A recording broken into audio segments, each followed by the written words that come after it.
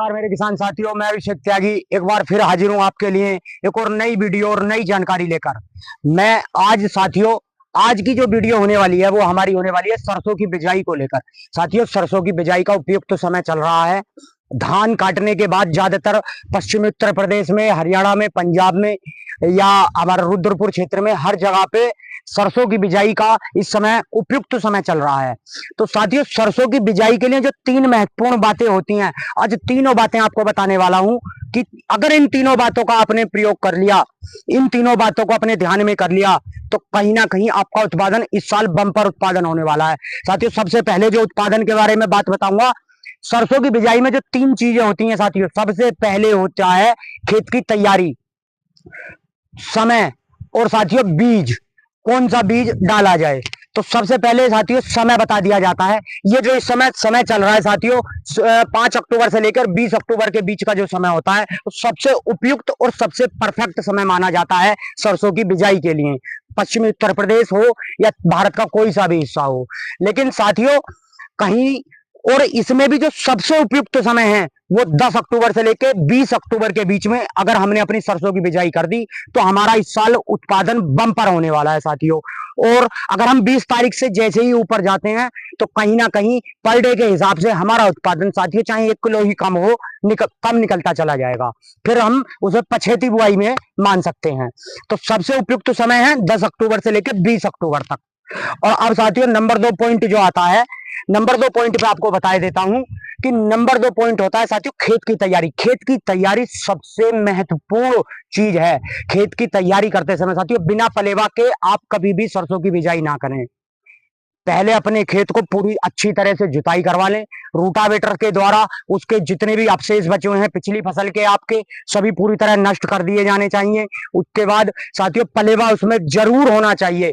फिर बहुत बढ़िया करके उसकी गहरी जुताई करने के बाद सरसों की हमें बिजाई करनी चाहिए। साथियों, हमारे यहाँ 2 तरह की विधियां प्रचलित हैं। एक तो है छिटकाव विधि, छिटकाव से बीज को डाला जाता है, और दूसरी है तो साथियों जो कि हमारी बीज सीड्रिलिंग मशीन होती है। बीज सीड्रिलिंग मशीन के जरिए सरसों की बिजाई बहुत ज्यादा अच्छा उत्पादन जो देती है वो ही तरकीब होती है। छिड़काव विधि से कहीं ना कहीं हमारा उत्पादन कम निकल कर सामने आता है।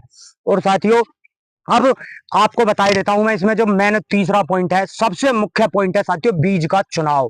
किस बीज का चुनाव करें? तो बीज का चुनाव करने के लिए साथियों आपके पास, हर किसी के पास में मोबाइल है, यूट्यूब का सहारा लें, बीजों की कंपनियों के बारे में देखें, परफेक्ट विश्वसनीय कंपनियों के ही बीज बोए जाएं। नई नई कंपनियों पर किसी पर भरोसा ना करें। जैसे कि साथियों हमारे पाइनर है, एडवांटा है, या यूजीबीडू आई है, एक नई कालिया है, या श्री राम वाले हैं, इनके बीज काफी अच्छे मिलते हैं। लेकिन जो पिछले 3-4 वर्षों का उत्पादन देखा जाए तो साथियों 2 ही वैरायटियां ऐसी हैं जो कि टक्कर पे रही हैं, पाइनर 45S46 और एडवांटा 414 है। तो मैंने पिछले साल साथियों बता दूं मैं आपको पर्सनली तौर पर, जो मेरा व्यू है, मैं एडवांटा 414 रिकमेंड करूंगा, क्योंकि एडवांटा 414 का मैंने पिछले साल बोया था और काफी अच्छा उत्पादन मेरे खेत में निकल कर आया था। अब साथियों बात करते हैं, चौथा जो पॉइंट आएगा वो करेंगे बेसल डोज के बारे में, कि सरसों की बिजाई में अगर हमने अच्छा खाद प्रबंधन कर लिया तो हमारा उत्पादन वहीं से निश्चित हो जाता है। क्योंकि जैसे ही सरसों का पौधा ऊपर जमकर चलेगा उसे वहां से सारे पोषक तत्व मिलने शुरू हो जाने चाहिए। और सरसों में जो साथियों एक बीमारी आती है व्हाइट रस्ट, फंगस जनित, इसकी वजह से बहुत जगह सरसों मर जाती है साथियों। पिछले 2-3 वर्षों में देखा गया कि पानी पीछे से दिया जा रहा है, पहले पानी पे ही सरसों का खेत खत्म हो गया। डॉक्टर बुलाते फिर रहे हैं, दुकान वाले आ रहे हैं, सभी तरीके की दवाइयां, सभी तरीके के छिड़काव, सभी तरीके के उर्वरक सब फेल हो गए साथियों, किसी के भी समझ में नहीं आया। एक छोटा सा काम बीच में बता दे रहा हूं साथियों, जब भी आप अपना बीज लें तो उसे पहले किसी भी फंगीसाइड से उपचारित कर लें। आप किसी भी फंगीसाइड का चुनाव कर सकते हैं, कार्बेंडाजिम मैनकोजेब ले सकते हैं, थाइफेनोइड मिथाइल ले सकते हैं, या साथियों सबसे बढ़िया बता देता हूं आपको, आप अपने खेत की तैयारी करते वक्त जुताई के समय अगर अपने खेत में आप ट्राइकोडर्मा यूज कर देते हैं तो सारी फंगस खेत से समाप्त हो जाएगी, जिससे कि आपका पौधा स्वस्थ और हष्ट पुष्ट चलता रहेगा। उसमें साथियों अगर आप ऐसा कर लेते हैं तो जब जो कि तना गलन की आपकी बीमारी आती है, सरसों का जो तना गल जाता है वो तना गलन भी खत्म हो जाएगा। तो ये सबसे बेस्ट और सबसे अच्छा तरीका है अपनी सरसों का उत्पादन बहुत ज्यादा लेने का, बम्पर उत्पादन लेने का। अब साथियों मेन चीज आपको बता देता हूं कि सरसों की बिजाई में कौन कौन से खाद प्रयोग करने चाहिए। सबसे बढ़िया जो आप प्रयोग करते हैं, ज्यादातर डीएपी का प्रयोग किया जाता है साथियों, या कहीं पे एनपीके का भी प्रयोग करते हैं। लेकिन साथियों इन दोनों से हटके हमारे यहाँ मानना यह है, या ज्यादातर सभी इलाकों में क्या करते हैं साथियों, कि एक पूरा बैग, एक 50 किलो का कट्टा ही डाल दिया जाता है। या लगभग अगर 5 बीघे का खेत है या एक एकड़ का खेत है, लेकिन इससे सस्ता और इससे अच्छा, बहुत ही जबरदस्त पैदा देने वाला एक आपको ऐसा कॉम्बिनेशन बता दे रहा हूं। तो साथियों सबसे पहला जो कॉम्बिनेशन में खाद आता है वो साथियों आपको लेना है एसएसपी, सिंगल सुपर फास्फेट। कहीं जगह पर रामबाण भी मिलता है।